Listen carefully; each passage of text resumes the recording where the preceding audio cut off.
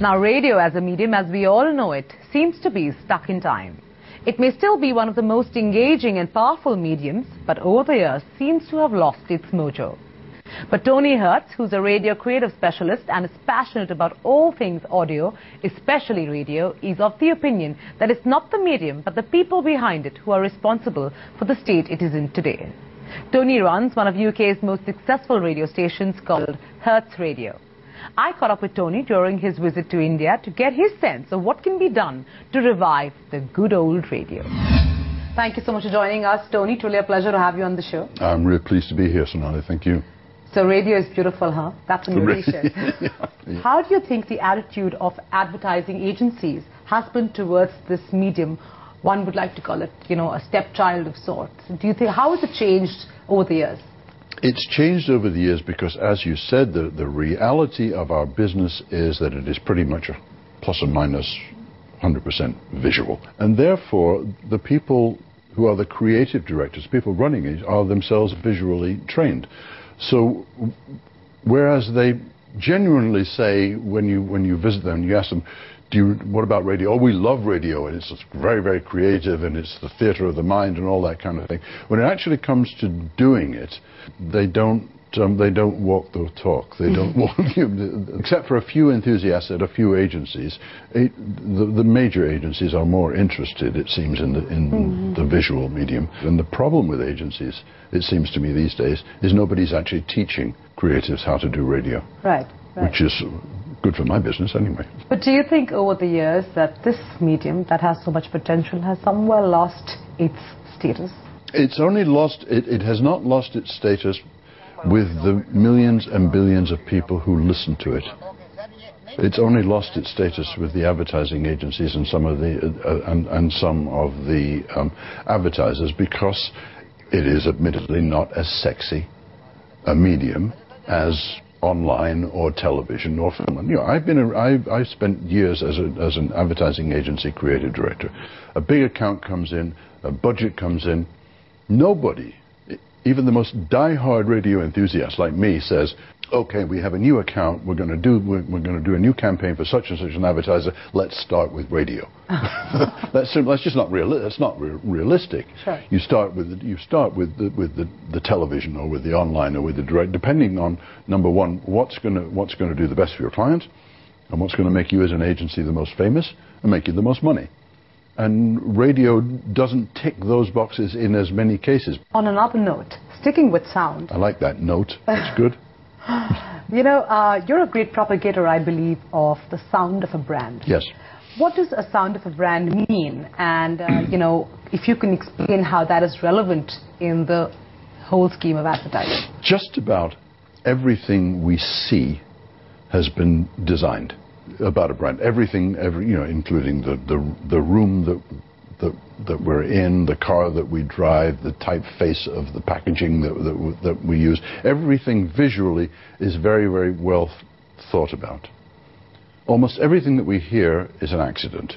The sound of the brand is any contact that a brand has with its consumers.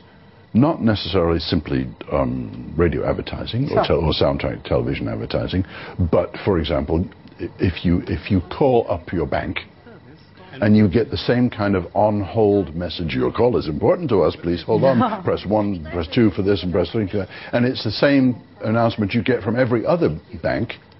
I did this experiment in the Philippines last year, where I recorded the telephone voices of 6 different banks, and I edited them together, and you could not tell the difference between them because they were all the same. And what I said, that's a missed opportunity.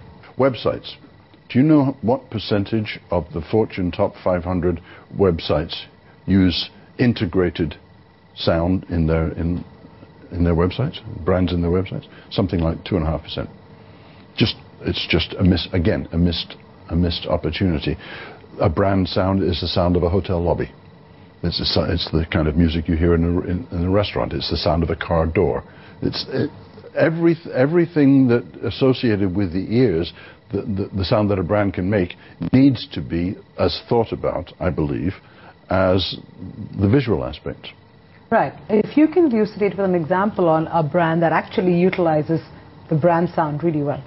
Well, one that comes to mind is Audi. There are two cars that come to mind. Cars are actually on the forefront of this thing. The amount of energy and time and money that goes into the sound design of a car door closing, for example, is extraordinary. Because everybody who sells cars, every car manufacturer will tell you that that's one of the... It's a deal breaker. It's a deal maker or a deal breaker. You go into a car showroom and you look at a car and you open and close the door, and if you don't like the sound, if the sound of that door doesn't match your expectation of the brand, it will turn people off.